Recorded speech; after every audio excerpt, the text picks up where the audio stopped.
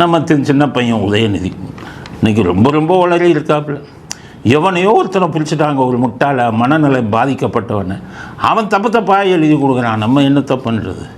உதயநிதியை திட்ட முடியாது, ஏன்னா உதயநிதிக்கு இதெல்லாம் தெரியாது. அப்பாவுக்கும் பையனுக்கும் எழுதுறதும் தெரியாது, கொஞ்சம் கற்பனை இதெல்லாம் பண்ண தெரியாது.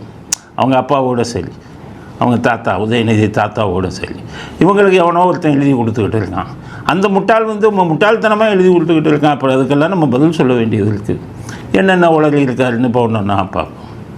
எடப்பாடி என்ன சொல்கிறாரு? எடப்பாடி என் வாயை கிளறுகிறாருங்கிறாரு. எடப்பாடி என்னை வம்புழுக்கிறாருங்கிறாரு. உங்களுடைய கட்சியே விரைவில் ஆம்புலன்ஸ் போகுது. பாஜகவுடைய ட்ரீட்மெண்ட்னால நீங்க விரைவில் உங்களுடைய இயக்கமே ஐசியூக்கு போகுது. கிட்டத்தட்ட போயிடுச்சு. இப்போ வெண்டிலேட்டர். அதுக்கு மேலே நான் பேச விரும்பல. என் வாயை பிடுங்கிறது தான் அவருக்கு வேலையே. தமிழ்நாட்டு மக்கள் நீங்கள்லாம் நல்லா பார்த்துக்கிட்டு இருந்தீங்க. வாயை கலர்னது யார்? வம்பு இழுத்தது யார்? இந்த உதயநிதி தான் ஆம்புலன்ஸில் உங்கள் கட்சி போக போகுது, உங்கள் கட்சி ஐசியூவில் அட்மிட் ஆக போகுதுன்னு வாயை கலர்னது உதயநிதி. அதுக்கு பதில் சொன்னால் அவங்க வாயை கலர்றாங்கன்னு இந்த சின்ன பையன் சொல்லிக்கிட்டு இருக்காரு.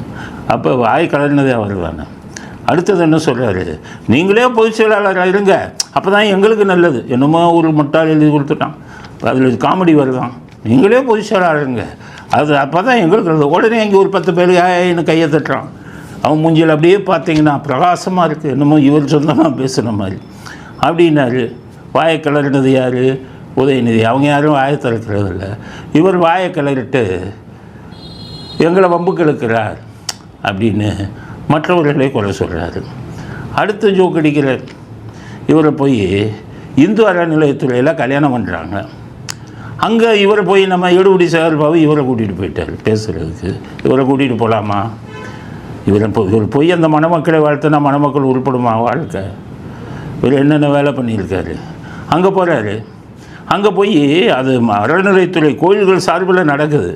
அவங்க யார்கிட்டையும் ஒருத்தர் கேட்டாங்களாம், ஏமா நீங்கள் முன்னாடியே லவ் பண்ணீங்களா அப்படின்னு கேட்டாராம். இன்னும் அவங்க சொல்லியிருக்காங்க, ஆமாம் சார் பற்றியா அப்படின்ட்டு மேடையில் பேசுகிறாரு. யார் யார் காதல் திருமணம் கை தூக்குங்க.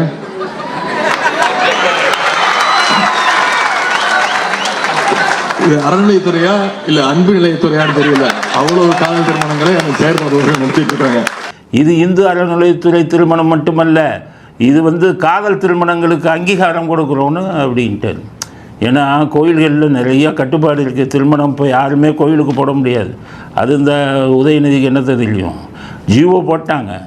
2 பெற்றோர்களும் கையெழுத்து போட்டால் தான் திருமணம்.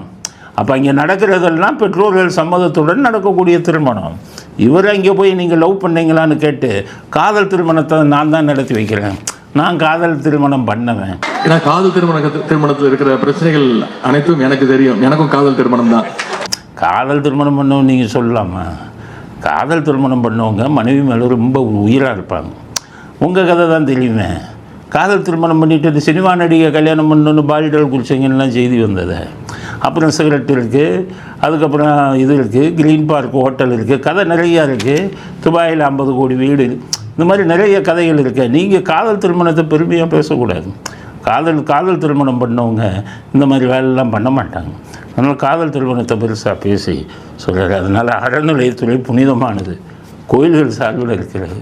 அங்கே காதல் திருமணம் நேர்வழியாக நடக்கும் திருமணம் தான் அங்கே அங்கீகரிப்பார்கள்.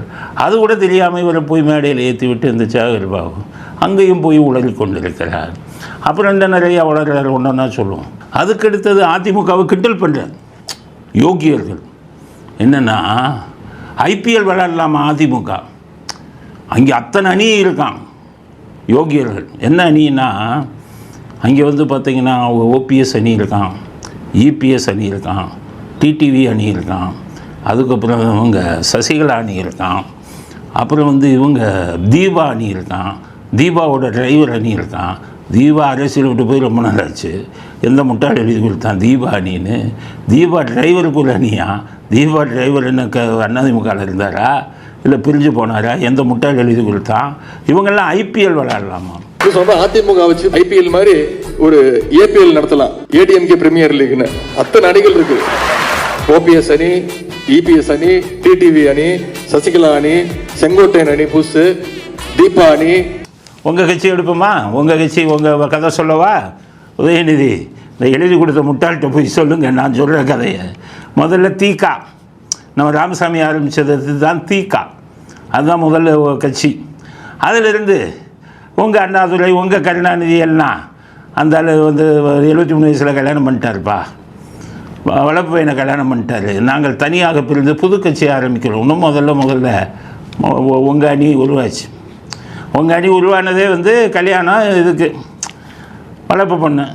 ஆனால் ராமசாமி என்ன சொன்னார், இவங்க கல்யாணத்துக்கும் போகல வளர்ப்பு பொண்ணுக்கும் போல சொத்தை கொள்ளையடிக்க பார்த்தாங்க, நான் கல்யாணம் பண்ணி வாரிசை உருவாக்கிட்டேன், சொத்து கையை விட்டு போச்சுங்கிற வயிற்றுச்சல்ல ஆரம்பித்தாங்கன்னு சொன்னார். ஆக தீக்காலேருந்து வந்ததும் உங்கள் கட்சி திமுக. ரெண்டு அணி ஆச்சா. மூணாவது அணி உங்கள் அப்பா அண்ணா இருக்கும்போது ஈவேக்கு சம்பத், சொல்லின் செல்வர், அவர் அவ்வளவு நல்லா பேசுவார். ஈவேக்கு சம்பத் உங்கள் தாத்தாவோட டார்ச்சர் தாங்காமல், உங்கள் தாத்தா என்ன பண்ணார் தெரியுமா, அவரை சொன்னால் கேவலம், நல்ல மனிதர். உங்கள் தாத்தா பண்ண இது தாங்காமல் நம்ம உங்கள் ஈவேக்கு சம்பத்தும் நம்ம கண்ணதாசன் இவங்கெல்லாம் தனியாக பிரிஞ்சு அப்போவே ஒரு கட்சி ஆரம்பித்தாங்க. அது மூணாவது அணி. திமுக ஈவேக்கு சம்பத் உருவாக்கின தனி அணி. அதுக்கப்புறம் நாலாவது அணி எம்ஜிஆர் வந்து உங்கள் தொந்தரவு தாங்காமல், உங்கள் அப்பா தொந்தரவு, உங்கள் தாத்தா தொந்தரவு தாங்காமல், டார்ச்சர் தாங்காமல் அவர் ஒரு கட்சி ஆரம்பித்தார். அது நாலாவது அணி. அதுக்கப்புறம் 92, 93 உங்கள் வைகோ, அவர் உங்கள் தொந்தரவு தாங்காமல் அவர் போய் மதிமுக அப்படின்னு ஆரம்பித்தார். அஞ்சாவது அணி. இப்போ அதிலேருந்து பிரிஞ்சு மதிமுக இந்த மல்லை சத்யா போய் அவர் ஒரு கட்சியை ஆரம்பிச்சிட்டார். ஆக பீஸாக பிரிஞ்சது உங்கள் கட்சி. 6 அணியாக பிரிஞ்சது. இங்கே நீங்கள் என்னமோ அந்த ஓபிஎஸ் இபிஎஸ்ஸும் பிரிஞ்ச உடனே சசிகலா ஒரு அணியா. சசிகலா அணின்னு யாரையா சொன்னது? சசிகலா என்ன தனி கட்சி ஆரம்பித்தாங்களா? தீபா அணியா? அதில் சும்மா இது மேடையில் இது இருக்குன்னு ஒரு முட்டாள் எழுதி கொடுத்தானோன்னே அதை வச்சுக்கிட்டு பெருசாக படிச்சுக்கிட்டு இருக்கீங்க. ஒரு அறிவாளி எழுதி வாங்குங்க, என்னமே அடி முட்டாள் கட்டெல்லாம் எழுதி வாங்காதீங்க. ஐபிஎல் விளையாட வேண்டியவங்க நீங்கள், கிரிக்கெட்டில் ஐபிஎல் விளையாட வேண்டியது நீங்கள். 6-7 பிரிஞ்சு கிடந்தது. அதில் உருப்படி எம்ஜிஆர் ஒரு ஆள் தான் நீதிக்காக வெளியில் போனார். அதனால் வெக்கம் இல்லாமல் அணிகளை பற்றியும் கட்சி பிளவுபட்டதை பற்றியும் பேசாதீங்க. உங்கள் கட்சி பிளவுபட்டதை விடையா மற்ற கட்சி பிளவாயிருக்கு அப்படிங்கிறத அடுத்த கட்ட கருத்தாக நம்ம பாலிடால் உதயநிதிக்கு தெரிவிக்க விரும்புகிறோம். அடுத்தது பாமக கட்சி ஒற்றுமையாக இருக்கணுமா? நல்லா யோசிங்க. உதயநிதி ஏன் பாமக கட்சி ஒற்றுமையாக இருக்கணும்னு நினைக்கிறாரு? எப்பொழுதுமே இதே ஒற்றுமையோடு அவர்கள் எப்பொழுதுமே இருக்க வேண்டும், சிறப்பான மக்கள் பணி ஆற்ற வேண்டும் என்பது உங்கள் சார்பாக நான் அவர்களை கேட்டுக்கொள்கின்றேன். சோழியும் குடுமையும் சும்மா ஆடுமா என்ன? புரிஞ்சுக்கங்க. என்னென்னா உங்கள் இது இருக்குது பாருங்கள், சேப்பாக். இந்த சேப்பாக் தேர்தலில் போன தடவை அதிமுக நின்றுச்சுன்னா நம்ம தோற்று போயிடுவோன்ட்டு உதயநிதி என்ன பண்ணார், அப்பாட்ட, அப்பா நான் நிற்க மாட்டேன் தோற்று போயிடுவேன்னு. அப்பா எவ்வளோ சொன்னார், 20,000 கள்ள ஓட்டு அதில் வச்சுருக்கேன்டா, எல்லாம் போலி ஓட்டு வச்சுருக்கேன், செத்தவன்லாம் சேர்த்துருக்கேன், வீடு காலி போனவன்லாம் சேர்த்துட்டேன், டபுள் என்ட்ரி ஒரு ஆளுக்கு 2-3 எல்லாம் வச்சுருக்கேன், எப்படியும் 20,000 ஓட்டு நம்ம போட்டுருவோம் கள்ள ஓட்டை, நீ ஒரு 10,000 15,000 வாங்கினா ஜெயிச்சுருவாடான்னு. நான் அப்போ உதயநிதி முடியவே முடியாதுப்பா, நான் நிற்க முடியாதுப்பா, அது அதிமுக நான் தோற்று போயிடுவோம்ப்பான்னாரு. அப்போ தான் ஸ்டாலின் என்ன பண்ணார், ராமதாஸ் அவர்கள்ட்ட பேசி நீங்கள் வந்து எப்படியாச்சும் அதிமுகவோட கூட்டணி வச்சுருங்க, கூட்டணி வச்சு இந்த சேப்பாக்க கேட்டு வாங்குங்க அப்படின்னு. ராமதாஸ் டன்னுன்ட்டு பேச்சுவார்த்தை நடக்கும்போது அதிமுக சேப்பாக்க கொடுங்கங்கிறது. அவங்க கிடைக்கிறாங்க, அங்கே உதயநிதியில் நிற்க போகிறாங்க, அவங்க கோடியாக செலவு பண்ணுவாங்களே, இவங்க சேப்பாக்க போய் கேட்குறாங்கன்னு அவங்க யோசிக்கிறாங்க. அது அண்டர் கிரவுண்ட் டீலிங். கேட்டு பாமகவுக்கு சேப்பாக்க வாங்கி ஸ்டாலின் சொன்னார், அதிமுக நிற்கலை, பாட்டாளி மக்கள் கட்சி நிற்கிது, அப்போ செயல்பா நிற்கலைன்னு. அப்போ பாட்டாளி மக்கள் கட்சி நல்லா இருந்தால் தான் அவங்க சதி திட்டமெல்லாம் பண்ண முடியும். ஸ்டாலினுக்கு எடுத்து பாட்டாளி மக்கள் கட்சியில் சீட்டு வாங்குவாங்க, உதயநிதிக்கு எடுத்து சீட்டு வாங்குவாங்க. அப்போ அதிமுக அவங்கெல்லாம் வந்தால் தோற்று போயிடுவாங்க. அதனால தான் பாமக நல்லா இருக்கணுங்கிறார் உதயநிதி. அப்போ தானே இவங்க ஜெயிக்க முடியும் அந்தந்த தொகுதியில். அதனால் அதுலேயும் சுயநலம் பார்த்துக்கணும். அடுத்து பஸ்ஸை பற்றி பேசுகிறார். இவர் வந்து பச்சை பஸ்ஸாம் எடப்பாடி, இவர் வந்து விஜய் வந்து ஆரஞ்சு பஸ்ஸாம். அதனால் அவர் என்ன சொல்கிறாரு, பச்சை பஸ்ஸு ஆரஞ்சு பஸ்ஸு இதெல்லாம் வந்து எங்களை ஜெயிக்க முடியாது, நாங்கள் பிங்க் பஸ்ஸுங்கிறது. சமீபத்தில் தொலைக்காட்சியில் நீங்கள் பார்த்துருப்பீங்க, ஒவ்வொருத்தரும் ஒரு கலர் பஸ் எடுத்துக்கிட்டு போயிட்டு இருக்கிறாங்க. ஒருத்தர் பச்சை கலர் பஸ்ஸு, ஒருத்தர் மஞ்சள் கலர் பஸ்ஸு. ஆனால் நான் சொல்கிறேன், கடைசியாக எல்லாத்தையும் ஓவர்டேக் பண்ணி ஜெயிக்க போவது பிங்க் பஸ்ஸு தான். மகளிர் நீங்கள் யூஸ் பண்ண போகிற முதலமைச்சருடைய அந்த பஸ்ஸு தான் மற்ற எல்லா பஸ்ஸையும் ஓரம் கட்டிட்டு அதுதான் ஜெயிக்க போகுது.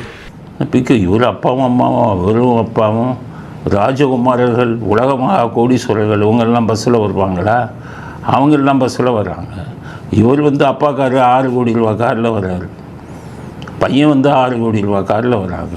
இவங்க பஸ்ஸுக்கும் சம்மந்தம் இல்லை. அவங்களாச்சும் அது ஆரஞ்சு பஸ்ஸு, பச்சை பஸ்ஸுன்னு வர்றாங்க. அதனால் பஸ்ஸை சொல்ல முடியலை. பிங்க் பஸ்ஸை தான் ஜெயிக்குங்கிறாரு. பிங்க் பஸ்ஸில் யார் வரா? அப்படி இல்லை அப்படின்னு யோசிச்சு பார்த்தா இந்த இலவச பஸ் இருக்குல்ல பெண்கள், அது வந்து பிங்க் பஸ். அது இவங்க பஸ்ஸு. அதான் கருணாநிதிக்கு தான் எல்லாத்தையும் பட்டா போட்டு கொடுத்துட்டாங்கல்ல. அதனால் பிங்க் பஸ் அரசாங்க பஸ்ஸு இவங்க பஸ் தான். பிங்க் பஸ்ஸு தான் ஜெயிக்கும். அதையும் ஒரு முட்டாள் எழுதி கொடுத்துருக்கான். பிங்க் பஸ் அரசாங்க பஸ் இல்லை, பெண்களுக்கான இலவச பஸ் இல்லை. அது ஜெயிக்கும்னா பெண்கள் ஜெயிச்சதா தானே அர்த்தம், இவங்க ஜெயிச்சதா எப்படி அர்த்தம்? அதை ஒரு முட்டாள் எழுதி கொடுத்துருக்கான். அதையும் பேசுகிறார். ரொம்ப விவரமாக பேசுகிறதா போட்டு வளரிக்கிட்டே இருக்கார். பதில் சொல்ல ஆள் இல்லை. ஒவ்வொருத்தரும் சண்டை போட்டு ஒவ்வொரு பக்கம் இது பண்ணிக்கிட்டு இருக்காங்க. அதனால் இவங்களுக்கு வசதியாக போச்சு. நம்ம இப்போ பேசினா எவனும் பேச மாட்டான் அப்படின்னு இப்படியும் உளறி கொண்டு இருக்கிறார். அதனால் உதயநிதிக்கு என்ன சொல்கிறேன்னா, வாயை மூடுங்க, எலெக்ஷன் வர. நீங்கள் வாயை திறந்து இதே மாதிரி பேசுனீங்கன்னா அது பூரா அதிமுக பாஜகவுக்கு ஓட்டுக்களாக மாறும், விஜய்க்கு ஓட்டுக்களாக மாறும். வாயை திறக்காமல் அமைதியாக இருந்தாலே கொஞ்சம் ஓட்டு வந்தால் நீங்கள் காப்பாற்றலாம் அப்படிங்கிறத உதயநிதிக்கு பதிலாக சொல்ல வரும்.